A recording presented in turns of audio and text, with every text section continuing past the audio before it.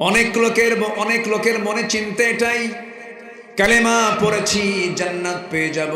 না না, জান্নাত এত সস্তা নয়।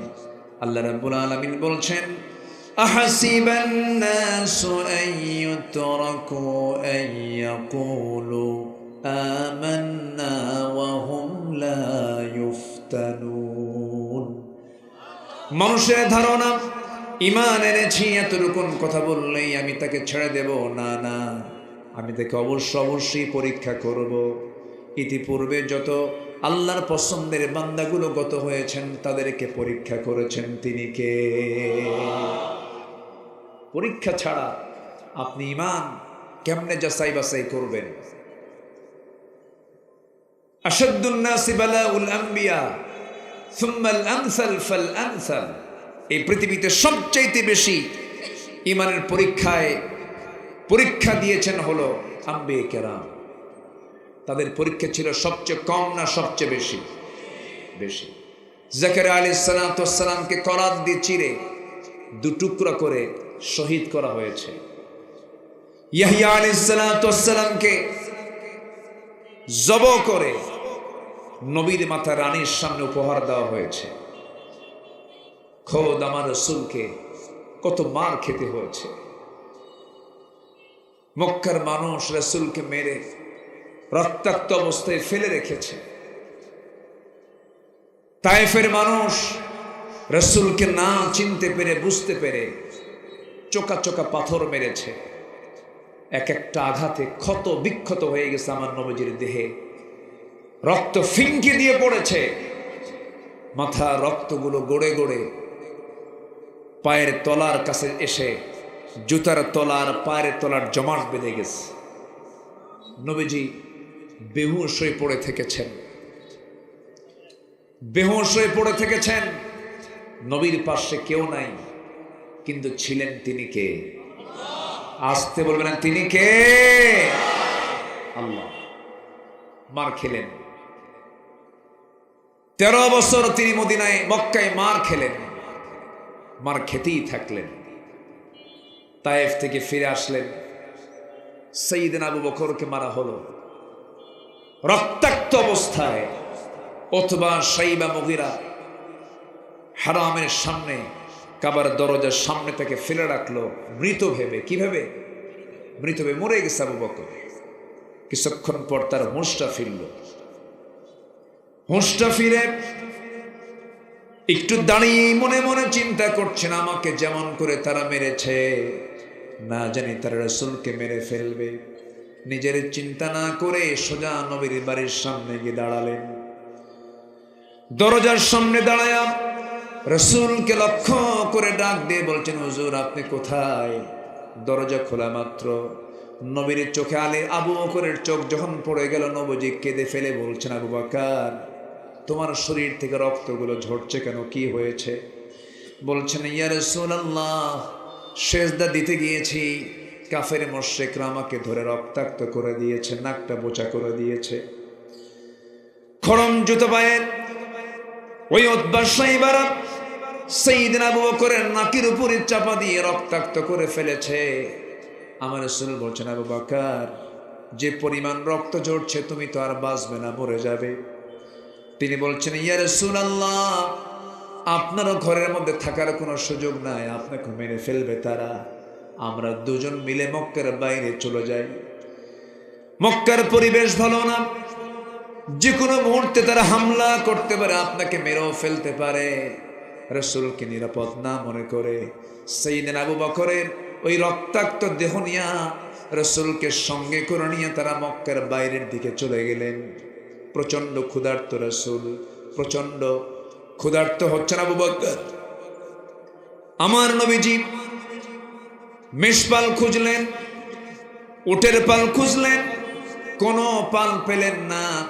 ছোট্ট একটা ছাগলের পাল দেখতে পেলেন, ছাগল পালের সামনে গিয়ে দাঁড়ালেন। ছাগলের রাখালকে ডাক দিয়ে বলছেন, রাখাল রে একটা ছাগি দেবে নাকি? ছাগিটার দুধ দহন করে দুধটা আমি আমার বন্ধুকে পান করাবো। যে পরিমাণ রক্ত ঝরেছে আমার বন্ধু মারা যাবে, দেখো তো দয়া করে আমাকে একটা ছাগি দেওয়া যায় নাকি? রাখাল বলছে, আপনি কি? আমি আপনাকে চিনি না। ছাগলগুলোর মালিক তো আমি নই। আমি যদি আপনাকে ছাগি যদি দহনের যদি আপনাকে অনুমতি দিয়ে দেই, মালিকের সম্পদের খেয়ানত হয়ে যাবে আমার, আমি পারবো না। আমার নবীজি মুস্কি মুস্কি হাসি মেরে মনে মনে চিন্তা করছেন, আহারে এই মরু অঞ্চলের মরু ছাগলের রাখালের ঈমান নাই, কিন্তু ঈমানের যে গুণটা সেই গুণটা আছে। খুব খুশি হয়ে গেলেন। এবার নবীজি বলছেন, রাখাল বড় কোনো ছাগি আমাকে দিতে হবে না, ছোট্ট একটা ছাগি দাও তো, সেই ছাগিটা আমার দারুণ প্রয়োজন, আমাকে ছোট্ট ছাগি দিলেই হবে। রাখাল মনে মনে চিন্তা করে আর মনে মনে ভাবে, লোকটা পাগল নাকি, ছোট্ট ছাগি দিয়ে কি করবে সে।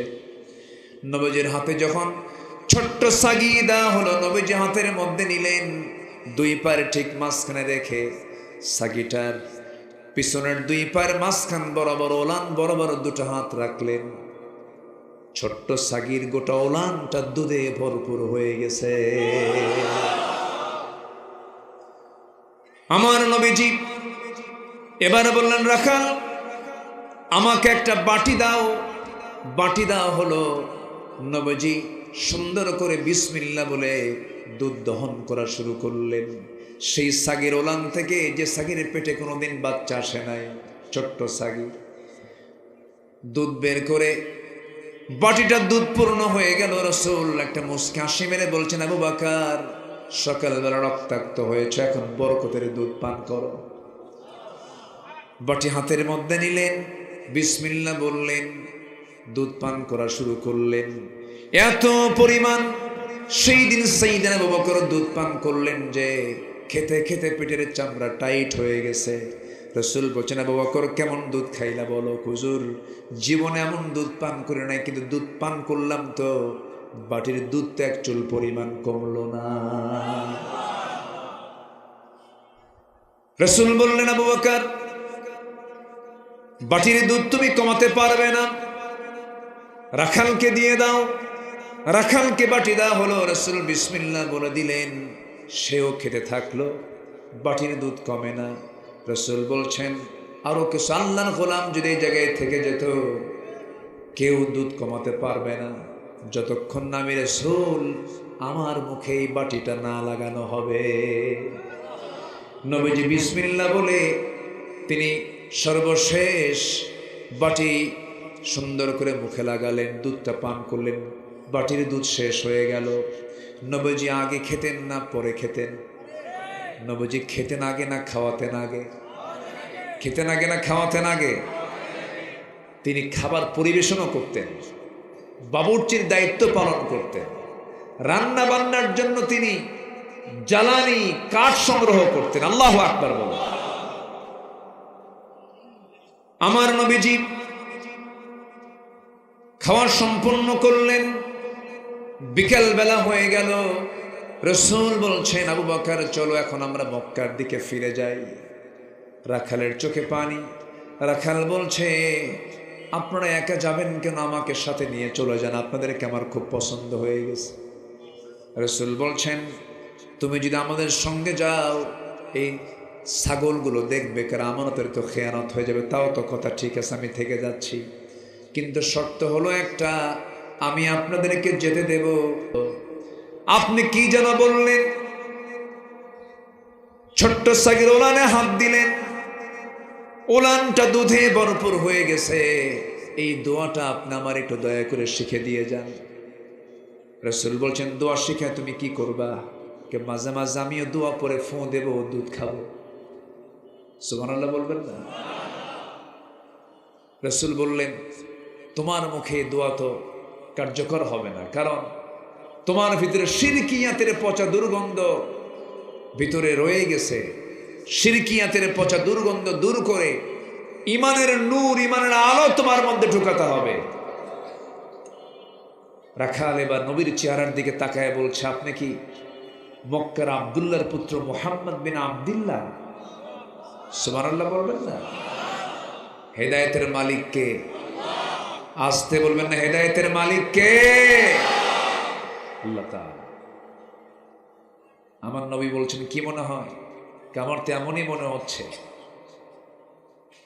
আমার তো এমনই মনে হচ্ছে আপনি আল্লাহর পয়গম্বর হবেন। আমার নবীজি বললেন, হ্যাঁ ও রাখাল, তোমার অনুমান সম্পূর্ণ সঠিক, কোনো সমস্যা নাই, তোমার চিন্তে তুমি এখন কি করবে বলো। সঙ্গে সঙ্গে রাখালটা হাত আগায়া দিল, রাসূল তাকে পড়ায় দিলেন, আশহাদু আল্লা ইলাহা ইল্লাল্লাহু ওয়াহদাহু লা শারীকা লাহু ওয়া আশহাদু আন্না মুহাম্মাদান আবদুহু ওয়া রাসূলুহু। হেদায়েতের মালিক কে? আসতে বলবেন না, হেদায়েতের মালিক কে?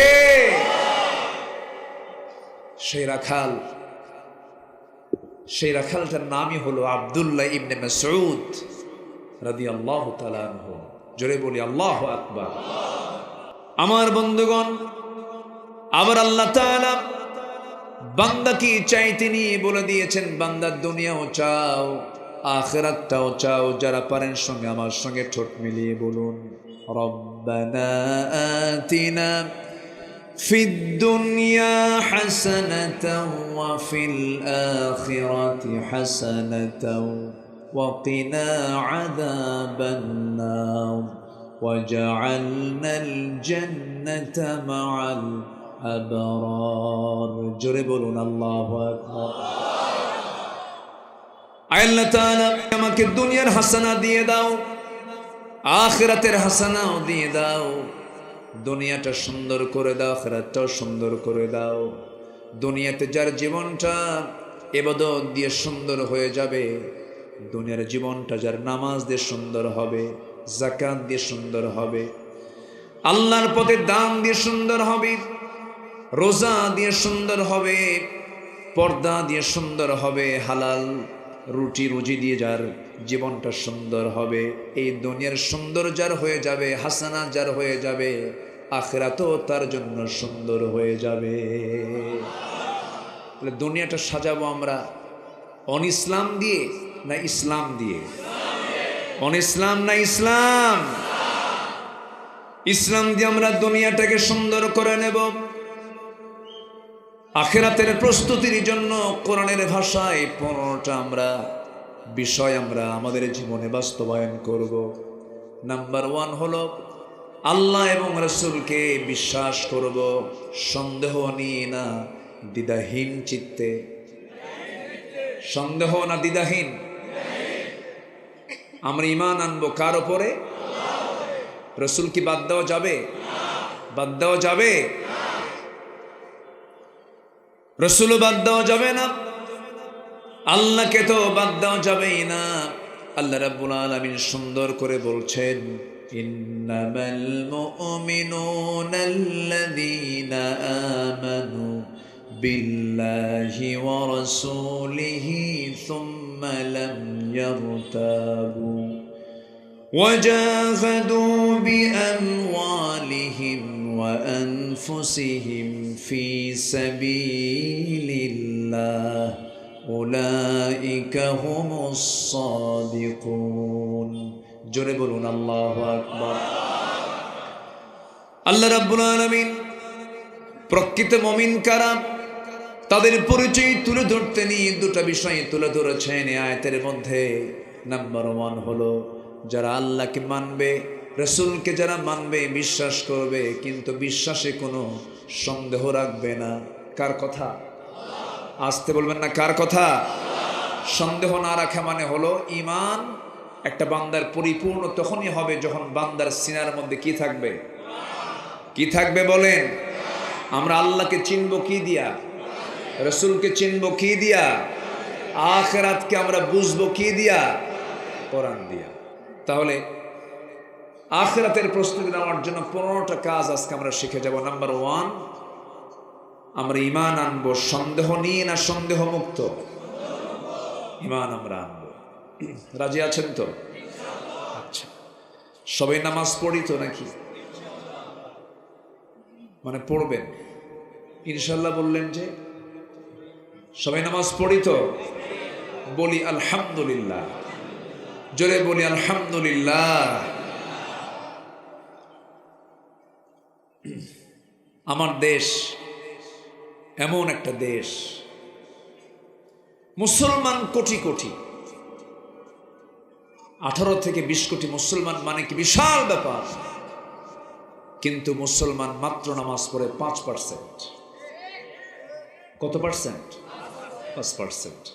তাহলে আমার দেশে কি নেতৃত্ব আমরা দেখলাম, কতজন ক্ষমতায় গেল আর আসলো, নামাজের কাজ কেউ করে নাই।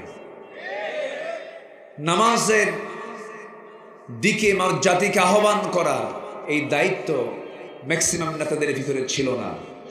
থাকবেই বা কেমনে, তারা নিজেরাই তো নামাজ পড়ে না। যে দলের ভিতরে নামাজের কর্মসূচি নাই, যে দলের নেতাগুলো নিজেরাই নামাজ পড়ে না, দলীয় জনসভায় গিয়ে জোহর যায়, আসর যায়, মাগরিব যায়, জনসভা চলে, নামাজ চলে না। যুবকরা, যে নেতা তোমার হাতে মদের বোতল তুলে দেয়, অস্ত্র হাতে তুলে দেয়, জেনার জন্য নারী তুলে দেয়, সব দেখেছি আমরা, আর দেখতে চাই না। ওই সমস্ত নেতৃত্বের মুখে আমরা জুতা মারি, থুতু মারি। কারণ আমার আখিরাতকে অবশ্যই ঠিক রাখার দরকার, সবার পরে না সবার আগে। নামাজ পড়তে রাজি আছেন তো? একা না জামাতে? বুঝে না না বুঝে? জেনে না না জেনে? জেনে বুঝে সময় মতো নামাজ পড়তে হবে। ওই লোকের মতো পড়লে হবে না, না বুঝে পড়লে হবে না। এক লোকের বাড়ি হলো মসজিদের সাথে, ওই মসজিদের সাথে আবার আরেক হিন্দুর বাড়ি। হিন্দু লোকটা প্রত্যেক দিন মসজিদের সামনে দিয়ে যায়, ইমাম সাহেব রুকু থেকে দাঁড়ানোর সময় বলে সামি আল্লাহু লিমান হামিদা। হিন্দু লোকের চিন্তা হলো, প্রত্যেকটা দিন আমি ইমাম সাহেবের মুখ থেকে একটা মহিলার নামে শুধু দোয়া শুনি, এক মহিলার নামে দোয়া করে, আর কি মহিলা নাই? তার ভিতরে একটা সন্দেহ জাগলো, তেই হামিদা মেয়েটা কার মেয়ে? কাকে বলবে?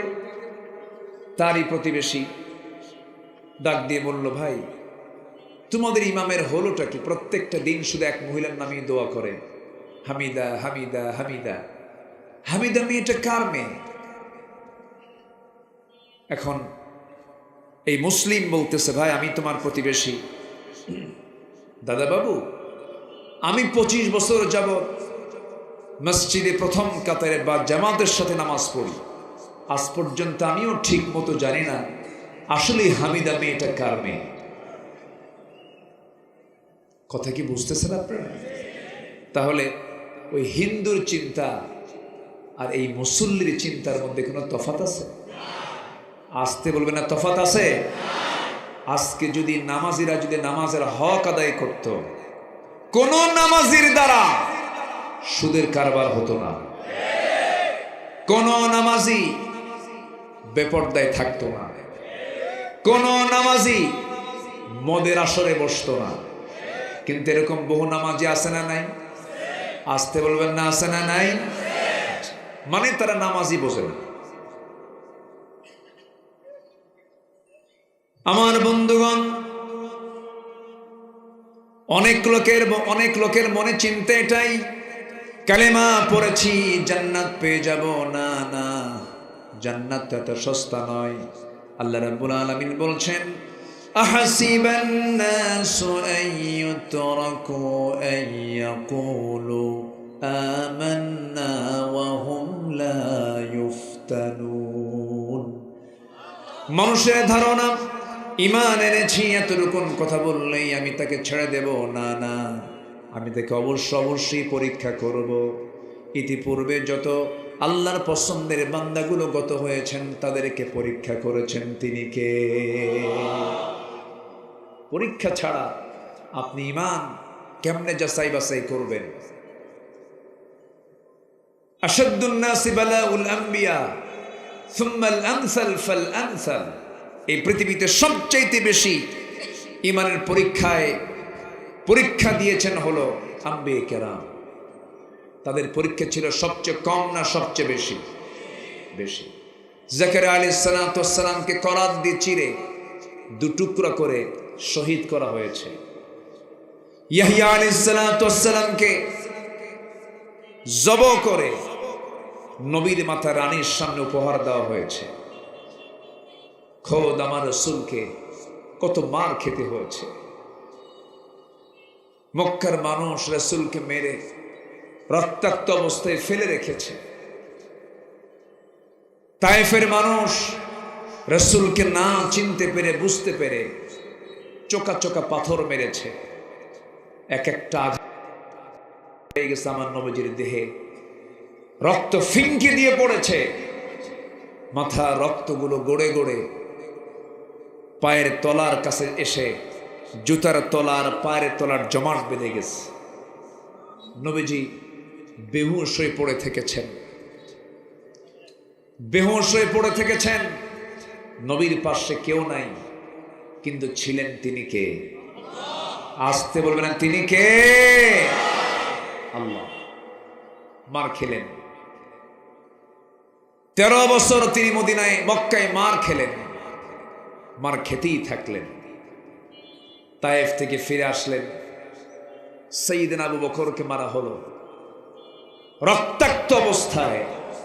অথবা সাইবা মুগিরা হারামের সামনে কাবার দরজার সামনে তাকে ফেলে রাখলো মৃত ভেবে। কি ভেবে?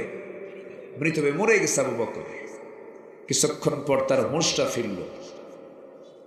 হুঁশটা ফিরে একটু দাঁড়িয়ে মনে মনে চিন্তা করছেন, আমাকে যেমন করে তারা মেরেছে, না জানি তারা রাসূলকে মেরে ফেলবে। নিজের চিন্তা না করে সোজা নবীর বাড়ির সামনে গিয়ে দাঁড়ালেন। দরজার সামনে দাঁড়ায়া রাসূলকে লক্ষ্য করে ডাক দিয়ে বলছেন, হুজুর আপনি কোথায়? দরজা খোলা মাত্র নবীর চোখে আবু বকরের চোখ যখন পড়ে গেল, নবীজি কেঁদে ফেলে বলছেন, আবু বকর তোমার শরীর থেকে রক্তগুলো ঝরছে কেন? কি হয়েছে? বলছেন, ইয়া রাসূলুল্লাহ সেজদা দিতে গিয়েছি, কাফের মুশরিকরা আমাকে ধরে রক্তাক্ত করে দিয়েছে, নাকটা বোচা করে দিয়েছে। খড়ম জুতো পায়ের ওই উতবা সাইবারা সাইয়েদনা আবু বকরের নাকের উপরে চাপা দিয়ে রক্তাক্ত করে ফেলেছে। আমার রাসূল বলছেন, আবু বকর যে পরিমাণ রক্ত ঝরছে তুমি তো আর বাঁচবে না, মরে যাবে। তিনি বলছেন, ইয়া রাসূলুল্লাহ আপনারও ঘরের মধ্যে থাকার কোনো সুযোগ নাই, আপনাকে মেরে ফেলবে তারা। আমরা দুজন মিলে মক্কার বাইরে চলে যাই। মক্কার পরিবেশ ভালো না, যে কোনো মুহূর্তে তারা হামলা করতে পারে, আপনাকে মেরেও ফেলতে পারে। রাসূলকে নিরাপদ না মনে করে সাইয়েদনা আবু বকরের ওই রক্তাক্ত দেহ নিয়ে রাসূলকে সঙ্গে করে নিয়ে তারা মক্কার বাইরের দিকে চলে গেলেন। প্রচন্ড ক্ষুধার্ত রাসূল, প্রচন্ড ক্ষুধার্ত হচ্ছেন আবু বকর। আমার নবীজি মেষপাল খুঁজলেন, উটের পাল খুঁজলেন, কোনো পাল পেলেন না। ছোট্ট একটা ছাগলের পাল দেখতে পেলেন, ছাগল পালের সামনে গিয়ে দাঁড়ালেন। ছাগলের রাখালকে ডাক দিয়ে বলছেন, রাখাল রে একটা ছাগি দেবে নাকি? ছাগিটার দুধ দহন করে দুধটা আমি আমার বন্ধুকে পান করাবো। যে পরিমাণ রক্ত ঝরেছে আমার বন্ধু মারা যাবে, দেখো তো দয়া করে আমাকে একটা ছাগি দেওয়া যায় নাকি? রাখাল বলছে, আপনি কি? আমি আপনাকে চিনি না, ছাগলগুলোর মালিক তো আমি নই। আমি যদি আপনাকে ছাগি যদি দহনের যদি আপনাকে অনুমতি দিয়ে দেই, মালিকের সম্পদের খেয়ানত হয়ে যাবে আমার, আমি পারবো না। আমার নবীজি মুস্কি মুস্কি হাসি মেরে মনে মনে চিন্তা করছে, না হারে এই মরু অঞ্চলের মরু ছাগলের রাখালের ঈমান নাই, কিন্তু ঈমানের যে গুণটা সেই গুণটা আছে। খুব খুশি হয়ে গেলেন। এবার নবীজি বলছেন, রাখাল বড় কোনো ছাগি আমাকে দিতে হবে না, ছোট্ট একটা ছাগি দাও তো। সেই ছাগিটা আমার দারুণ প্রয়োজন, আমাকে ছোট্ট ছাগি দিলেই হবে। রাখাল মনে মনে চিন্তা করে আর মনে মনে ভাবে, লোকটা পাগল নাকি, ছোট্ট ছাগি দিয়ে কি করবে সে? নবীজির হাতে যখন ছোট্ট ছাগি দেওয়া হলো, নবীজি হাতের মধ্যে নিলেন, দুই পায়ের ঠিক মাঝখানে রেখে ছাগিটার পিছনের দুই পায়ের মাঝখান বরাবর ওলান বরাবর দুটো হাত রাখলেন। ছোট্ট ছাগির গোটা ওলানটা দুধে ভরপুর হয়ে গেছে। আমার নবীজি এবারে বললেন রাখাল আমাকে একটা বাটি দাও। বাটি দাও হলো। নবীজি সুন্দর করে বিসমিল্লাহ বলে দুধ দহন করা শুরু করলেন।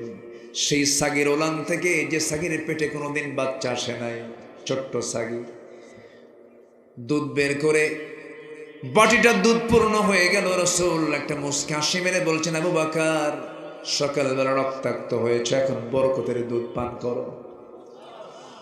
বাটি হাতের মধ্যে নিলেন, বিসমিল্লাহ বললেন, দুধ পান করা শুরু করলেন। এত পরিমাণ সেই দিন সাইয়েদনা আবু বকর দুধ পান করলেন যে খেতে খেতে পেটের চামড়া টাইট হয়ে গেছে। রাসূল বলছেন, আবু বকর কেমন দুধ খাইলা বলো? হুজুর জীবনে এমন দুধ পান করে নাই, কিন্তু দুধ পান করলাম তো বাটির দুধ তো এক চুল পরিমাণ কমলো না। রাসূল বললেন, আবু বকর বাটির দুধ তুমি কমাতে পারবে না, রাখালকে দিয়ে দাও। রাখালকে বাটি দেওয়া হলো। রাসূল বিসমিল্লাহ বলে দিলেন, সেও খেতে থাকলো, বাটির দুধ কমে না। রাসূল বলছেন, আরো কিছু আল্লাহর গোলাম যদি এই জায়গায় থেকে যেত, কেউ দুধ কমাতে পারবে না যতক্ষণ না আমি রাসূল আমার মুখে এই বাটিটা না লাগানো হবে। নবীজি বিসমিল্লাহ বলে তিনি সর্বশেষ বাটি সুন্দর করে মুখে লাগালেন, দুধটা পান করলেন। বাটির দুধ শেষ হয়ে গেল। নবীজি আগে খেতেন না পরে খেতেন? নবীজি খেতেন আগে না খাওয়াতেন আগে? খেতেন আগে না খাওয়াতেন আগে? তিনি খাবার পরিবেশনও করতেন, বাবুর্চির দায়িত্ব পালন করতেন, রান্না বান্নার জন্য তিনি জ্বালানি কাঠ সংগ্রহ করতেন। আল্লাহু আকবার বলো। আমার নবীজি খাওয়া সম্পন্ন করলেন, বিকেল বেলা হয়ে গেল। রাসূল বলছেন, আবু বকর চলো এখন আমরা মক্কার দিকে ফিরে যাই। রাখালের চোখে পানি। রাখাল বলছে, আপনারা একা যাবেন কেন? আমাকে সাথে নিয়ে চলে যান, আপনাদেরকে আমার খুব পছন্দ হয়ে গেছে। রাসূল বলছেন, তুমি যদি আমাদের সঙ্গে যাও এই ছাগলগুলো দেখবে, কারণ আমানতের তো খেয়ানত হয়ে যাবে। তাও তো কথা ঠিক আছে, আমি থেকে যাচ্ছি, কিন্তু শর্ত হলো একটা, আমি আপনাদেরকে যেতে দেব। আপনি কি যেন বললেন? ছোট্ট সাগির ওলানে হাত দিলেন, ওলানটা দুধে ভরপুর হয়ে গেছে। এই দোয়াটা আপনি আমার একটু দয়া করে শিখে দিয়ে যান। রাসূল বলছেন, দোয়া শিখে তুমি কি করবা? কে মাঝে মাঝে আমিও দোয়া করে ফোঁ দেব, দুধ খাবো। সুবহানাল্লাহ বলবেন না? রাসূল বললেন, তোমার মুখে দোয়া তো কার্যকর হবে না, কারণ তোমার ভিতরে শিরকিয়াতের পচা দুর্গন্ধ ভিতরে রয়ে গেছে। শিরকিয়াতের পচা দুর্গন্ধ দূর করে ইমানের নূর, ইমানের আলো তোমার মধ্যে ঢুকাতে হবে। রাখাল এবার নবীর চেহারার দিকে তাকায় বলছে, আপনি কি মক্কার আব্দুল্লাহর পুত্র মুহাম্মদ বিন আব্দুল্লাহ? সুবহানাল্লাহ বলবেন না? হেদায়েতের মালিক কে? আসতে বলবেন না, হেদায়েতের মালিক কে? আল্লাহ তাআলা। আমার নবী বলছেন, কি মনে হয়? আমার তো এমনই মনে হচ্ছে, আমার তো এমনই মনে হচ্ছে আপনি আল্লাহর পয়গম্বর হবেন। আমার নবীজি বললেন, হ্যাঁ ও রাখাল, তোমার অনুমান সম্পূর্ণ সঠিক, কোনো সমস্যা নাই, তোমার চিন্তে তুমি এখন কি করবে বলো। সঙ্গে সঙ্গে রাখালটা হাত আগায়া দিল। রাসূল তাকে পড়ায় দিলেন, আশহাদু আল্লা ইলাহা ইল্লাল্লাহু ওয়াহদাহু লা শারীকা লাহু ওয়া আশহাদু আন্না মুহাম্মাদান আবদুহু ওয়া রাসূলুহু। হেদায়েতের মালিক কে? আল্লাহ। আসতে বলবেন না, হেদায়েতের মালিক কে? সেই রাখাল, সেই রাখালটার নামই হলো আব্দুল্লাহ ইবনে মাসউদ রাদিয়াল্লাহু তাআলা আনহু। জোরে বলি আল্লাহু আকবার। যার হাতেই আবু জেহেলের জীবন চলে গেছে। যে আব্দুল ইবনে মাসউদ ছিলেন আমার নবীর সবচেয়ে প্রিয় সাহাবী, যার তেলাওয়াতে রাসূল মুগ্ধ হয়ে বলেছিলেন, আমরা আব্দুল্লাহর তেলাওয়াত যখন আমি শুনলাম মনে হলো জিবরাইল ওহী নাজিল করতেছে। সম্মানিত ভাইয়েরা, রক্ত যদি আমার নবীর দেহ থেকে ঝরাতে হয়, রক্ত যদি সাহাবে কেরামদের দেহ থেকে ঝরাতে হয়, দিন কায়েমের জন্য আমার দেশে আল্লাহর জমিনে দিনকে প্রতিষ্ঠার জন্য যদি রক্ত ঝরানোর প্রয়োজন হয়, সবাইকে দিতে রাজি আছেন? সবাইকে দিতে রাজি আছেন? রাজি আছেন কারা কারা? হাত উঁচু করে দেখেন মুসলমান।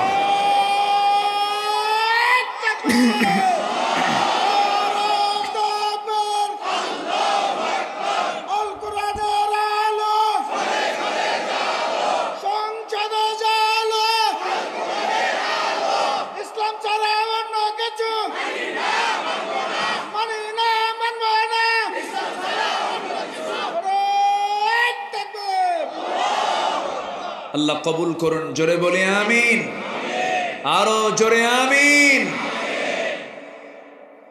আমরা ঈমান এনেছি কার উপরে? আসতে বলবেন না, কার উপরে? আল্লাহর উপরে। এরপর আল্লাহ বলছেন ওই আয়াতেই, ওয়াজাহাদু বিআমওয়ালিহিম ওয়া আনফুসিহিম ফি সাবিলিল্লাহ, যারা জিহাদ করবে মাল দিয়ে এবং জান দিয়ে। আল্লাহকে জান বলেছেন না মাল বলেছেন? মাল। মালের মোহাব্বত থাকলে জান দেওয়া যাবে না। এই জন্য আগে বলেন, আগে মাল দাও এরপরে জান দাও। কার কথা? আসতে বলবেন না, কার কথা? আল্লাহর কথা। আমার বন্ধুগণ, অনেকে নামাজ পড়বে, অনেকে রোজা রাখে, অনেকে দান সদকা করে, কিন্তু জিহাদকে তারা মানতে চায় না। আসতে বলবেন না, আছে না? বলে যে নবীর যুগে জিহাদ হয়ে গেছে, এখন আবার কিসের জিহাদ? আমার দেশে কার বিরুদ্ধে জিহাদ করবেন? সবই তো মুসলমান। এই জাতীয় কথা বলার কিছু লোক আছে না নাই বলেন তো? আমার দেশে বাতিলের মোকাবেলা করার জন্য বাতিল শক্তি আমার আপনার সামনে আছে না নাই? আসতে বলবেন না, আছে না নাই? লতিফ সিদ্দিকী কয়, আমি কখনো আমিন বলি না, আমার কোনো পাপই নাই। কইছে না? বলছে কি না? বলে আমার কোনো পাপই নাই। হুজুররা শুধু আমিন কয়, আমি আমিন কই না।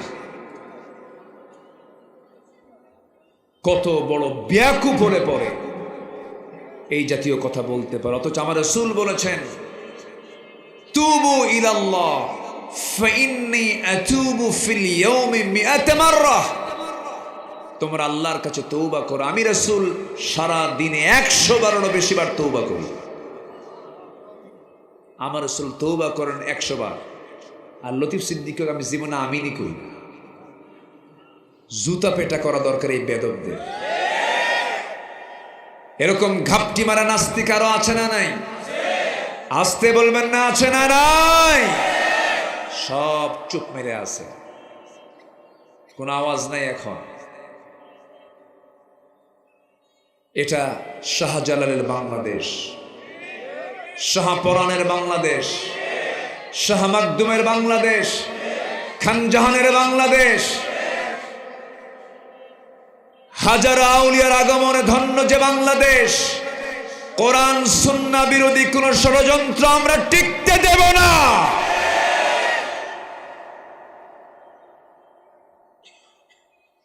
অনেক ষড়যন্ত্র তারা করেছে, অনেক ষড়যন্ত্রের জাল তারা বিস্তার করেছে। যুবকরা, তোমরা যেমন আন্দোলন করে চূড়ান্ত লেভেলে গিয়ে মাত্র 45 মিনিট সময় দিয়েছিলে, কি মনে আছে না? কয় মিনিট? তোমাদের প্রয়োজন আবার জেগে উঠতে হবে। কোন নাস্তিক চক্র যেন কোন চক্রান্ত করতে না পারে, জেগে উঠতে হবে। শহীদ আবু সাইদ মুগ্ধ, এদের ইতিহাস এই জাতি কখনো ভুলবে না। জীবন দেওয়া সস্তা না। আবার ফতুয়া দেয়, এরা কি শহীদ? দেখছেন ফতোয়া দেয় না, এরা কি শহীদ? তুমি কি? জীবন দেওয়া দারুণ কঠিন ব্যাপার। যত রক্ত লাগে দেব, প্রয়োজনে লোক পাঠাবো, আমি যাব না। আছে কি না? আসতে বলবেন না, আছে না নাই? কিন্তু আবু সাইদ কি তা বলেছে? শহীদ মুগ্ধ কি তা বলেছে? তারা কি হিন্দু? তারা কি অন্য ধর্মের? অমুসলিম? নামাজি, ভালো, মুখে দাড়ি আছে, পরহেজগার। আমি খোঁজ নিয়েছি, আমি বাড়ি গিয়েছি, আবু সাইদের বাপমার সঙ্গে কথা বলেছি। সম্মানিত ভাইয়েরা, যদি কেউ এই যে আজকের শুক্রবারে যদি কেউ মারা যায়, সে শহীদ। যদি ঈমান থাকে, আগুনে পুড়ে মারা গেলে শহীদ, বিদ্যুৎ স্পৃষ্ট হয়ে মারা গেলে শহীদ, পানিতে ডুবে মারা গেলে শহীদ। তাহলে একজন ব্যক্তি জুলুম থেকে বাঁচার জন্য, জাতিকে রক্ষা করার জন্য প্রাণ দিচ্ছে, তার মৃত্যু নিয়ে যারা বিতর্ক সৃষ্টি করে, ওরাই হলো মুনাফিক। ঠিক কিনা? ওরা মুনাফিক।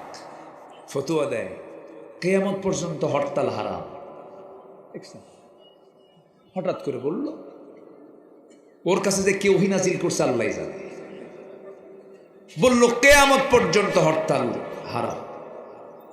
তাহলে বলেন তো, এই যে আন্দোলনগুলো কইরা এই যে একটা পরিবর্তন আসলো, এখানে কি হরতাল লাগে নাই?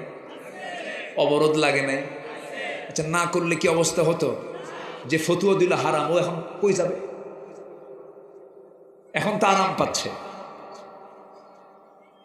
আমার দেশে কিছু ফতুয়াবাজ আছে, কিছু ফতুয়া সন্ত্রাসী আছে, ওরা শুধু হারাম খোঁজে।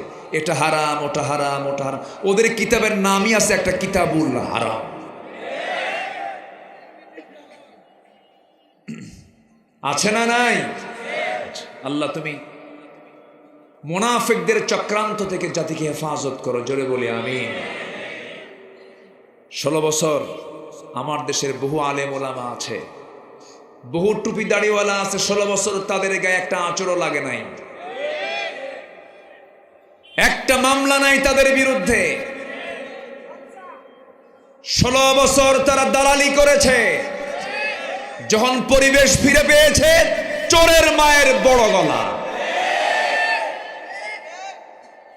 আমরা বুঝি সব। মুনাফিকি বাদ দিয়ে লাইনে আসেন। মুনাফিকি বাদ দিয়ে তওবা করে ফিরে আসেন। গণজাগরণ মঞ্চে গিয়ে বলবেন, আমি আমার জীবনের শ্রেষ্ঠ আমল করতে পারলাম। আপনি আলেম নামের কলঙ্ক, আপনার তওবা করা উচিত। কষ্ট পাচ্ছেন? শেষ করে দিলাম। একটু জিকির করি লা ইলাহা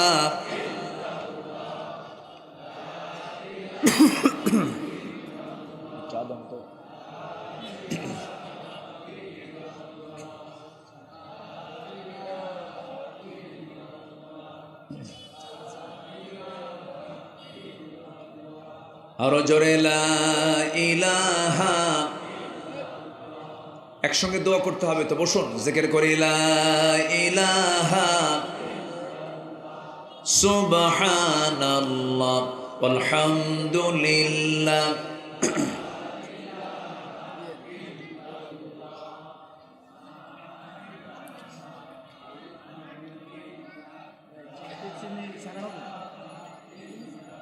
আমি কিন্তু যেতে বলিনি, আমাকে না বলেই যাচ্ছেন। একটু বসুন কাইন্ডলি, যে প্লিজ একটু বসুন, একটু বসো। কত সময় তো চলে যায় কত দিকে। এই হাজার হাজার মানুষগুলো কোথায় পাবেন একসঙ্গে দোয়ার জন্য? একটু বসো প্লিজ, একটু বসো। সম্মানিত ভাইয়েরা, আখিরাতের প্রস্তুতির জন্য আমরা 15টা কাজ আমরা শিখে যাব। কয়টা কাজ বলেন তো? 15টা কাজ। এর মধ্যে 1 নম্বর শিখেছি আমরা ঈমান আনবো কার উপরে? সন্দেহ নিয়ে না, দ্বিধাহীন চিত্তে। নাম্বার 2, জান এবং মাল দিয়ে জিহাদ করব আমরা কার পথে? আসতে বলবেন না, কার পথে? আল্লাহর পথে। রাসূল ডাক দিয়েছেন, সাহাবীরা ডাক শুনেছেন, দেরি করেন নাই। আল্লাহু আকবার। মুতার যুদ্ধ, আল্লাহু আকবার। মুতার যুদ্ধের ডাক এসেছে। আমার নবীজি বললেন, কারা কারা আছো? লব্বাইকা ইয়া রাসূলুল্লাহ। 3000 সাহাবী সামনে দাঁড়ায় গেলেন। আমার নবীজি বললেন, যায়েদ একটু আমার কাছে আসো। কাছে দাঁড় করায় দিলেন। জাফর আমার চাচাতো ভাই, আমার কাছে আসো, দাঁড় করায় দিলেন। আব্দুল্লাহ বিন রাওহা কোথায়? দাঁড় করায় দিলেন। মোট কয়জন হলো? বলেন কয়জন হলো? 3 জন। এই 3 জনকে দাঁড় করায় দিয়া আমার নবীজি সাহাবে কেরামকে লক্ষ্য করে বললেন, সাহাবীরা, আমি 1 নাম্বার যায়েদকে সেনাপতি বানালাম, 2 নাম্বার জাফরকে বানায় দিলাম, 3 নাম্বার আব্দুল্লাহ বিন রাওহাকে বানায় দিলাম। এই 3 জনের ভেতরে যদি 3 জনই দুনিয়া থেকে বিদায় নিয়ে নেয়, তোমাদের মধ্যে তোমরা একজন সেনাপতি নিযুক্ত করে নিবা। এই 3 সেনাপতির চেহারায় চরম হাসির চিত্র দেখতে পাচ্ছিল সাহাবে কেরাম। কিন্তু মুনাফিকরা মুনাফিকি করার জন্য পিছন দিক থেকে তাদেরকে সে ডাকলো, ডেকে বলছে, যায়েদ, জাফর, আব্দুল্লাহ, যুদ্ধে যেও না, 3 জনই মারা যাবে। কিন্তু সেনাপতি হয় একজন, কিন্তু এই যুদ্ধে সেনাপতি 3 জন, তোমরা 3 জনই মরে যাবে।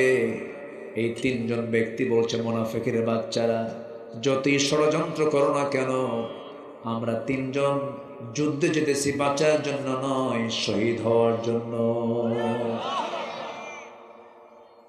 আমার নবীজি বলে ফেললেন, আব্দুল্লাহ, জাফর, যায়েদ, 3 জন তোমরা পরিবারের কাছ থেকে বিদায় নিয়ে আসো। যায়েদ বলছেন, ইয়া রাসূলুল্লাহ, আমি কোথায় যাব? আর আমার যাওয়ার জায়গা না, আমি এখান থেকে যুদ্ধে রওনা দিয়ে দেব। যায়েদ বিন হারিস যুদ্ধের ময়দানে রওনা দিয়ে দিলেন। জাফর বিন আবু তালিব বলছেন, ইয়া রাসূলুল্লাহ, আপনি যখন বলে ফেললেন পরিবারের কাছ থেকে বিদায় নিয়ে আসি, পরিবারের কাছে চলে গেলেন। সিরাত গ্রন্থে এসেছে, ঘরের মধ্যে ঢুকলেন, সন্তান 2টা নাবালক, 2 উরুতে রাখলেন, চুম্বন করলেন, আদর করলেন, স্নেহ দিলেন। সামনে স্ত্রীকে ডাক দিয়ে বলেন, স্ত্রী আমার সামনে আসো, সামনে বসায়া দিলেন। স্ত্রী হাত ধরে বলছেন, স্ত্রী আমার জন্য দোয়া করো, আমি মুতার যুদ্ধে যেতেছি, সেনাপতি নিযুক্ত হয়েছি, আমার জন্য দোয়া করো, আমি যেন শহীদের দরজা পেয়ে আমি যেন দুনিয়া থেকে বিদায় হতে পারি। আমার জন্য দোয়া করো, আমি যেন শহীদ হয়ে যাই। এই জন্মে তোমার সঙ্গে আর দেখা হবে না, আশা রাখি তোমার সঙ্গে জান্নাতের সিঁড়িতে আমার দেখা হয়ে যাবে। স্ত্রীর চোখে পানি দেখে জাফর বলছেন, স্ত্রী চোখে পানি কেন? তিনি বলছেন, আমার স্বামী যুদ্ধে যাবেন, আমি কেন আপনাকে বাধা দেব? আপনি যুদ্ধে যান, কিন্তু আপনি শহীদ হয়ে যান, আমি এটা কামনা করব না, এমন দোয়া আমি করব না। কারণ এই যে সন্তান 2টা দেখতেছেন, সন্তান 2টা নাবালক, আপনি যদি শহীদ হয়ে যান, সন্তানগুলো তো 2টা এতিম হয়ে যাবে। এই সন্তানগুলোর দিকে তাকায় আমি আপনার জন্য দোয়া করি, আল্লাহ আপনাকে গাজী করে যুদ্ধের ময়দান থেকে ফিরে আনুন। আমার নবীজি সঙ্গে সঙ্গে স্ত্রীটার হাতটা টান মেরে ধরলেন। কোমরে ছিল তরবারি, কোষবদ্ধ তরবারি, কোষমুক্ত করে তরবারির উল্টা দিক দিয়ে স্ত্রীর হাতে আঘাত করলেন। আঘাত করে বললেন, আমার স্ত্রী, তরবারি দিয়ে তোমার হাতে আঘাত করলাম, হাত কাটছে নাকি না কাটে নাই, কেন কাটলো না? উল্টা দিকে মেরেছেন। এবার তিনি বলছেন, আমার স্ত্রী, আমার জন্য এতক্ষণ ধরে যে দোয়াটা করেছো সম্পূর্ণ উল্টা দোয়া, আমি নিশ্চিত আমি শহীদ হয়ে যাব। আমার আগে একজন সেনাপতি, পরে একজন সেনাপতি, আমি নিশ্চিত আমি শহীদ হয়ে যাব। নাকের মধ্যে জান্নাতের গন্ধ পাচ্ছি রে আমার স্ত্রী। এই কথা বলে ঘর থেকে একটা জোরে দৌড় মারলেন। পিছন দিক থেকে সন্তানগুলো কাটা কবুতরের মতো ছটফট করতে করতে আব্বা আব্বা বলে ডাকতে ডাকতে পিছে পিছে যাচ্ছে। ইতিহাসে লিখেছে, একটা বারের জন্য জাফর সন্তানদের দিকে ফিরে তাকান নাই। যুদ্ধে চলে গেছেন জাফর, আব্দুল্লাহ বিন রাওহা সবে মাত্র দুপুরবেলা বিয়ে করেছেন, বিকেলবেলা যুদ্ধের ডাক এসেছে। জাফর বিন আবু তালিব যুদ্ধে ঝাঁপিয়ে পড়লেন। আব্দুল্লাহ পরিবারের কাছ থেকে বিদায় নেওয়ার জন্য আসলেন। স্ত্রীর ঘরে প্রবেশ করলেন না। যে ঘরে স্ত্রী বসা আছে, রাতের বেলা বাসর ঘর হবে, সেই ঘরের সামনে গিয়া দরজার পিছন দিকের শিকলটা লাগায় দিলেন। লাগায় দিয়ে বউকে ডাক দিয়ে বলছে, বউ রে, দরজার উল্টা দিকে দাঁড়াও, এই দরজার খুলবে না, কারণ পিছন দিকের শিকলটা লাগায় দিয়েছি। ভিতরে যাব না আমি, মোহাব্বত পয়দা হবে, প্রেম নিবেদন হয়ে যাবে, দেরি হবে যুদ্ধের ময়দানে যেতে, আমার জন্য দোয়া করো, আমি যেন শহীদ হয়ে আল্লাহর জান্নাতে যেতে পারি। বউটা বলে, স্বামী আমার, এমন স্বামী গ্রহণ করলাম যে স্বামীকে আমি সচক্ষে দেখতে পারলাম না একবারও, দয়া করে একটু ভিতরে আসুন, একটাবার যেন চিনতে পারি। কেন? হাসরের ময়দানে অসংখ্য লোকের মাঝখান দিয়ে যেন আমি আপনাকে স্বামী হিসেবে শনাক্ত করতে পারি, এই জন্য আমি আপনাকে একটাবারের জন্য দেখতে চাই। আব্দুল্লাহ বলছেন, আমার স্ত্রী, আমি দুনিয়া থেকে বিদায় হয়ে যাব, তুমিও দুনিয়া থেকে বিদায় হয়ে যাবে। যদি আমার জীবনে তুমি আমার একমাত্র স্ত্রী থেকে যাও, তোমার জীবন আমি যদি একমাত্র স্বামী থেকে যাই, আমার আপনার পরিচয় করে দেওয়ার দায়িত্ব আমার আল্লাহ নিজে নিয়ে নিবে। ওই যে বিদায় নিলেন, বউটার সঙ্গে দেখাও করলেন না, যুদ্ধে ঝাঁপিয়ে পড়লেন। 1 নম্বর সেনাপতি শহীদ হলেন, 2 নম্বর সেনাপতি শহীদ হলেন, 3 নম্বর সেনাপতিও শহীদ হয়ে গেছেন। কাফেররা তার ডান হাতে মেরে দিয়েছে আঘাত, কালিমার ঝান্ডা বাম হাতে নিয়েছেন, বাম হাতে আঘাত করেছে, 2 হাতের কর্তৃত অংশ দিয়া কোনো মতো কালিমার ঝান্ডা মুখের মধ্যে তুলে নিয়েছেন। কাফেররা তার মাথায় আঘাত করেছে, গর্দান বরাবর আঘাত করেছে, মস্তক ছিটকে পড়ে গেছে। কিন্তু দুনিয়া থেকে বিদায় নিয়েছেন আব্দুল্লাহ, কালিমার ঝান্ডা জমিনে ফেলতে দেন নাই, উঁচু করে ধরে আছেন কামড় মেরে। পরবর্তী সেনাপতি 4 নম্বর সেনাপতি খালিদ সাইফুল্লাহ খালিদ বিন ওয়ালিদ রাদিয়াল্লাহু তাআলা দূর থেকে লক্ষ্য করছেন কালিমার ঝান্ডা কে যেন ধরে আছে। দৌড় মেরে কাছে গিয়ে দেখেন কালিমার ঝান্ডা কেউ ধরে নাই, কিন্তু আব্দুল্লাহ কামড় মেরে কালিমার ঝান্ডা আকাশমুখী ধরে আছে। সামনে গেলেন, কালিমার ঝান্ডা হাতের মধ্যে নেন, এমন শক্ত করে কামড় মেরে ধরে আছেন, মাথা সহ চলে আসে, কানের মধ্যে মুখ ঢুকায় বলছেন, ভাই আব্দুল্লাহ, আমি খালিদ বিন ওয়ালিদ, আমি 4 নম্বর সেনাপতি, আমি কালিমার ঝান্ডা হাতের মধ্যে নিতে এসেছি। মুখটা ফাঁকা হয়ে গেছে। কালিমার ঝান্ডা হাতের মধ্যে নিলেন। 3000 সৈন্য নিয়া 1 লক্ষ সৈন্যের মোকাবেলা করতে গিয়া খালিদ বিন ওয়ালিদ প্রথমে কৌশল করলেন। 3000 সৈন্য নিয়া এত জোরে ঘোড়া দাবড়ায় দিলেন বালুর ময়দান, গোটা বালুর ময়দান বালু দিয়ে চতুর্দিকে অন্ধকার হয়ে গেছে। খুরের আঘাতে যুদ্ধ শুরু হয়ে গেছে। সেই যুদ্ধে খালিদ বিন ওয়ালিদ তিনি একাই, 1টা নয় 2টা নয় 8টা তরবারি ভেঙ্গে চুরমার করেছে। যুদ্ধে বিজয়ে চলে এলো খালিদ বিন ওয়ালিদ। কালিমার ঝান্ডা বিজয়ী বেশে মদিনার দিকে রওনা করলেন। নবীর সামনে দাঁড়িয়ে গেছেন। নবী আমার কান্দেন, কলিজার টুকরা জায়েদ নাই। জায়েদের বাড়িতে গিয়ে বলছে, ওসামার মা, আমার জায়েদ তো দুনিয়া থেকে বিদায় নিয়েছে, আমি নিজের চোখে দেখতে পাচ্ছি আমার জায়েদ বিন হারিস জান্নাতের পাখি হয়ে জান্নাতের মধ্যে উড়ে বেড়াতেছে। চাচাতো ভাই জাফর বিন আবু তালিবের বাড়ির মধ্যে ঢুকলেন। কলিজার টুকরার সন্তান 2টা কোলের মধ্যে তুলে নিয়া চাচাতো ভাইয়ের বউকে লক্ষ্য করে বলছেন, ও জাফরের স্ত্রী, চিন্তা করো না, তোমার স্বামী আমি নিজের চোখে দেখতে পাচ্ছি জান্নাতের পাখি হয়ে জান্নাতের মধ্যে উড়ে বেড়াতেছে। সান্ত্বনা দিলেন। আমার নবীজির সামনে দাঁড়ানো খালিদ বিন ওয়ালিদ কালিমার ঝান্ডা বিজয়ী বেশে নবীর সামনে হাজির করলেন। আমার নবীজি দেখলেন, কিচ্ছু না বলে সবার আগে বললেন, ও খালিদ বিন ওয়ালিদ, যুদ্ধে জয় হয়েছে না পরাজয় হয়েছে, এই সংবাদ আমাকে জানানোর আগে আমাকে জানিয়ে দাও আমার সাহাবীগুলো ঠিক মতো নামাজ আদায় করেছে কিনা। আল্লাহু আকবার বলে, জোরে বলি আল্লাহু আকবার। নামাজের গুরুত্ব আছে না নাই? আল্লাহ সবচেয়ে বেশি রেগে যান নামাজ ছাড়লে পরে। আল্লাহ সবচাইতে বেশি রূঢ় হয়ে যান নামাজকে কেউ পরিত্যাগ করলে পরে। এবং ফাখালাফা মিন বা'দিহিম খালফুন আদাউস সালাহ ওয়াত্তাবাউশ শাহাওয়াতি ফাসাউফা ইয়ালকাউনা গায়্যা। যারা নামাজ নষ্ট করবে আল্লাহ তাআলা বলছেন আমি তাদেরকে শুধু জাহান্নাম নয়, জাহান্নামের ভিতরে জাহান্নামের গর্তের মধ্যে ঢুকায়া ছাড়বো। নাউজুবিল্লাহ বলেন। সবাইকে 5 ওয়াক্ত নামাজ পড়তে রাজি আছি? কারা কারা একটু হাত তুলে দেখেন তো দেখি। জোরে বলি ইয়া আল্লাহ, ইয়া রহমান। আমাদেরকে 5 ওয়াক্ত সালাত আদায় করার তৌফিক তুমি আল্লাহ দিয়ে দাও। জোরে বলি আমিন, আরো জোরে আমিন। আখিরাতের প্রস্তুতির জন্য কয়টা কাজ? 15টা। চলছে কয় নাম্বার? আরো আছে কয়টা? নুরু ওয়াজ কি শেষ না শুরু? কি করব?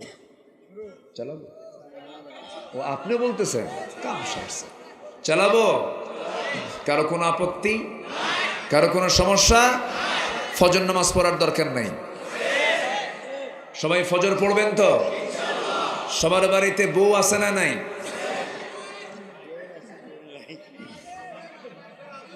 সবার বাড়িতে বউ আছে? আছে কার? আচ্ছা হাত নামান। নাই কার? আহারে কত কষ্ট। যাদের বউ নাই তাদের তো কষ্টই। বিয়ে শাদী করার দরকার আছে না নাই? অনেকে বিয়ের টাইম পায় না, খুব ব্যস্ত, 50 পার হয় তাও বিয়ে করে না। কেন? কি করে খাওয়াবো? দেখছেন কি চিন্তা ওর। ও খাওয়াবেন, আল্লাহ খাওয়াবেন। খাওয়ানোর দায়িত্ব কার? আল্লাহ। বিয়ে করতে হবে উপযুক্ত বয়সে। 25 বছর বয়সে বিয়ে করেছেন মুহাম্মদ সাল্লাল্লাহু। বউ হচ্ছে ইমানের পাহারাদার। বউকে সাথে নিয়ে চলবেন, আপনি সেফ, আপনি নিরাপদ। আপনি হয়তো কোনো ইজি বাইকে চড়েছেন, আপনার সামনের সিটে কোনো একটা পরনারী বসেছে, আপনার পাশে আপনার বউ, আপনি হঠাৎ করে আপনার নজর যদি সেই পরনারীর দিকে একবার পরে 29 সেকেন্ড দেখছেন আপনি, আর এটা যদি রিমার্ক করে রাখে আপনার বউ, খবর আছে। সারাদিন কিচ্ছু কবে না। সন্ধ্যার পর যখন বাড়িতে ফিরবেন, যখন বলবেন কি কবেন, নাম ধরি তো ডাকতে হয়। কি বৃষ্টি, ঝর্ণা, ডাক দিলেন, থৌ তোমার ঝর্ণা, ছায়া থাকো আরেক দিকে। এই জন্য বউকে সাথে নিয়ে চলেছেন মুহাম্মদ সাল্লাল্লাহু। আমার নবীর প্রিয় সাথী ছিলেন বউ। প্রিয় সাথী কে? স্ত্রী ছিলেন। ওহুদে আম্মা জান আয়েশা। হজের সফর তিনি রাসূল জীবনে করেছেন কয়বার? একবার। রাসূল জীবনে হজ করেছেন কয়বার? সে একবারের সফরে রাসূল স্ত্রী ছাড়া না, স্ত্রী সহ আম্মা জান আয়েশা বলেন, যখন তিনি হেরামের কাপড় বাঁধবেন আমার সঙ্গে তিনি সহবাস করলেন, ফরজ গোসল সম্পূর্ণ করলেন, এরপর এহরামের কাপড় তিনি বাঁধলেন। তাহলে সেই স্ত্রী ইমানের পাহারাদার। বিয়ে শাদী দরকার নাই? বুড়া চাচাও কয়া আছে, বিয়ে কি আবার করবেন নাকি? যারা বিয়ে করে নাই তারা বলবে। এখন আমি যদি এখন সবাইকে রাজি করা ছেড়ে দিই, তাহলে বাড়িতে বাড়িতে গৃহযুদ্ধ শুরু হয়ে যাবে। হ্যাঁ, মাহফিল অনেক মা বোন আসছেন, বলি আলহামদুলিল্লাহ। আল্লাহ তুমি মা বোনদেরকে কবুল করো। মাহফিল আজকে মা বোনও বেশি, অনেক মা বোন আজকের মাহফিল এসেছে। সব জায়গায় আমি লক্ষ্য করছি এখন মাহফিল অনেক মা বোন আসে। মাহফিলও বেশি, মার্কেটও বেশি। মার্কেটও প্রচুর মহিলা স্বামীকে ধমক মেরে কয়, তুমি কি মার্কেট বুঝো কিছু? দাম টাম বেশি দিয়ে আসো, কিচ্ছু বোঝো না, দাও। এক ধমক দিয়া ও নিজেই চলে যায়। ভ্যানিটি একখান ব্যাগ ঘাড়ে নিয়া, কাঁধে নিয়া, সাইড ব্যাগ নিয়ে, হাই হিল পরে, মাথার চুলটা খুলে, ওড়না তো দরকার নাই, সমান অধিকার, 3 পিস বাদ 2 পিস পইরা চলে গেল মার্কেটে ঢং ঢং করে, বাচ্চা একটা 1.5 বছর স্বামীর কোলে দিয়া কয় তুমি এটা কোলে নাও, তুমি দুধ খাও। স্বামীও তো বিকুপ কিছু আছে না নাই বলেন তো? চলে গেছে মার্কেটে, ঢং ঢং করে গিয়ে ঠ্যাঙের উপরে ঠ্যাং তুলে দিয়া দোকানদারকে লক্ষ্য করে বলে, ভাইয়া একটা শাড়ি দেখানো যাবে কি? দোকানদারও কম না, শাড়ি একখান বের করে নিজের গায়ে লটকায় দিয়ে বলে, আপা এই শাড়ি কিন্তু আপনাকে দারুণ মানাবে। ওটা আরেক বদমাইশ। বলেন এই চিত্র সমাজে আছে না নাই? এগুলো বেহায়াপনা, এগুলো নোংরামি। আল্লাহ তাআলা পর্দা করতে বলেছেন আগে নারীকে না পুরুষকে? খালি মহিলার দায়িত্ব দিবেন না, আল্লাহ পর্দা করার দায়িত্ব দিয়েছেন আগে নারীকে না পুরুষকে? ইয়াগুদ্দু মিন আবসারিহিম ওয়া ইয়াহফাযু ফুরুজাহুম। আগে পুরুষ, এরপরে নারীর কথা আল্লাহ পাক বলেছেন। আপনার পর্দা নাই? আসতে কয়, আপনার পর্দা আছে না নাই? কোন নারীর সামনে চোখে পড়েছে, প্রথমবার হঠাৎ দেখছি, আর তাকাবো না, আল্লাহ মুজাহিদের সোয়াব দিয়ে দিলেন। মোবাইল স্ক্রিন টানতে টানতে হঠাৎ করে, এখন তো দুনিয়া তো উলঙ্গ, আমেরিকা ইউরোপের সংস্কৃতি হচ্ছে উলঙ্গ হওয়া। আপনি যখন দেখছেন হঠাৎ করে চোখে পড়ে গেছে, আর তাকালেন না, মুজাহিদের সোয়াব। আল্লাহু আকবার বলেন, তাকাবেন না। অনেকদিন আগে এক মাহফিলে বললাম, হঠাৎ করে একবার নজরে যদি পড়ে যায় আল্লাহ পাক মাফ করে দেন। এক যুবক দাঁড়ায় বলে, হুজুর এক নজরে যদি 1 ঘন্টা তাকাই? যেরকম নাউজুবিল্লাহ। তোমার জানেন কে? তোমার নিয়ত জানেন কে? সব কিছু তার নিয়তের উপরে ডিপেন্ড করবে। ইন্নামাল আ'মালু বিন্নিয়াত। আসুন, আরো 13টা পয়েন্ট আমি আক্ষরিকভাবে, ব্যাখ্যামূলক হবে না, শাব্দিকভাবে বলেই আজকের মাহফিলের আমি ইতি টানবো, কারণ আগামীকালকেও মাহফিল আছে, সেই দিকে লক্ষ্য রেখে। এখানেই তো জি। আল্লাহ পাক তুমি সবাইকে আসার তৌফিক দাও। জোরে বলি আমিন, আরো জোরে আমিন। জি, নাম্বার 3 হচ্ছে আখিরাতের প্রস্তুতির 3 নাম্বার কাজ হলো তাকওয়া অর্জন করা। কি অর্জন করা বলেন তো? কোন বাঁশঝাড় চিনেন তো? কোন বাঁশঝাড়ে যদি কেউ চোখ বন্ধ করে একটা দৌড় মারে, ওর কি চামড়া থাকবে? ওর কি চোখ থাকবে? ওর কি হাত পা ঠিক থাকবে? ক্ষত বিক্ষত হয়ে যাবে, রক্তাক্ত হয়ে যাবে। একটা বাঁশঝাড় পার হতে নিয়ে যেমন তাকে তার 2টো হাত দিয়ে ডালপালাগুলো সরিয়ে সরিয়ে আস্তে আস্তে যেতে হয়, এই জীবনের চরাচরে সুদ, ঘুষ, জেনা, ব্যভিচার, হারাম সকল কিছু আপনার সামনে এসে গিজগিজ করবে। এগুলোকে আপনি হাত দিয়ে সরায় দিয়ে সমস্ত হারামকে বর্জন করে হালাল জীবন গ্রহণ করেছেন, এটার নামই হলো তাকওয়া। এটার নাম কি? তাকওয়া। নাম্বার 3, ন্যায় বিচার প্রতিষ্ঠা করা। 16 বছর আমরা দেখেছি ন্যায় বিচার না অন্যায় বিচার? ন্যায় বিচার না অন্যায় বিচার? অন্যায়, অবিচার আমরা দেখেছি। নাম্বার 5 হলো দ্বীনের সঠিক এলেম অর্জন করা। এলেম তো হাসিল না করলে পরে আপনার ইমানটা যে কোনো মুহূর্তে শয়তান ছো মেরে নিয়ে যাবে। নাম্বার 5 হলো অধিক সংখ্যক নেক আমল করা। ইন্নাল্লাযীনা আমানু ওয়া আমিলুস সালিহাতি কানাত লাহুম জান্নাতুন নাঈম। জোরে বলুন আল্লাহু আকবার। নাম্বার 6 হলো ধৈর্য ধারণ করা। নাম্বার 7 হলো আল্লাহর প্রতি ভরসা রাখা। আল্লাহর উপরে ভরসা আছে যার, এই দুনিয়াতে টেনশনও নাই তার। ওয়ামান ইয়াতাওয়াক্কাল আলাল্লাহ ফাহুয়া হাসবুহ। আল্লাহর প্রতি যারা তাওয়াক্কুল আছে তার জন্য আল্লাহ নিজেই যথেষ্ট হয়ে যান। নাম্বার 9 হলো দুনিয়ার ভোগ বিলাসে নিমগ্ন না হয়ে আখিরাতের আবাসকে মূল লক্ষ্য হিসেবে স্থির করা।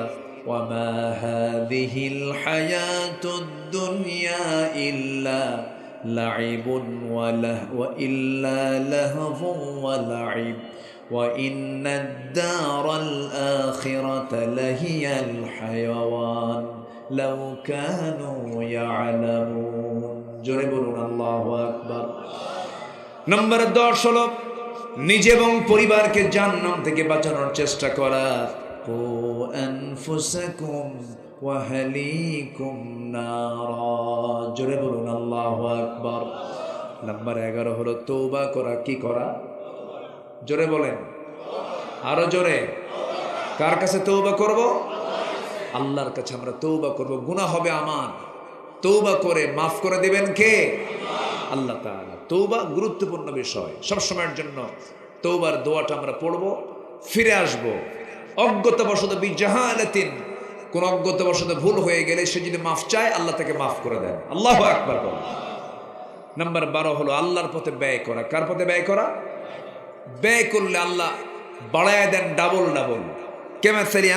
কামাসালি হাব্বাতিন আনবাতাত সাবআ সানাবিলা ফি কুল্লি সুম্বুলাতিন মিআতি হাব্বা। আল্লাহু আকবার বলেন। নাম্বার 13 হলো শিরকের অন্তর্ভুক্ত সকল পাপ থেকে নিজেকে বাঁচিয়ে রাখা। কারণ শিরিক আছে যার, জান্নাত। জোরে বলেন, শিরিক আছে যার, জান্নাত নাই। একদম সোজা কথা। আল্লাহ রাব্বুল আলামিন বলেন, মুনিবিনা ইলাইহি ওয়াত্তাকুহু ওয়া আকিমুস সালাতা ওয়া লা তাকুনু মিনাল মুশরিকিন।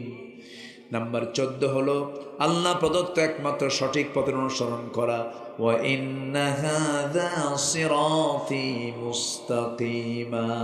জোরে বলুন আল্লাহু আকবার।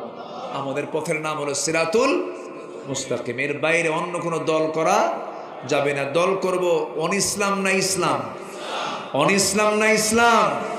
ইসলাম ছাড়া যে নেতা আসবে একদম মুখের উপরে জবাব দিয়ে দিবেন, তুই মুসলমান হতে পারিস না। বাস।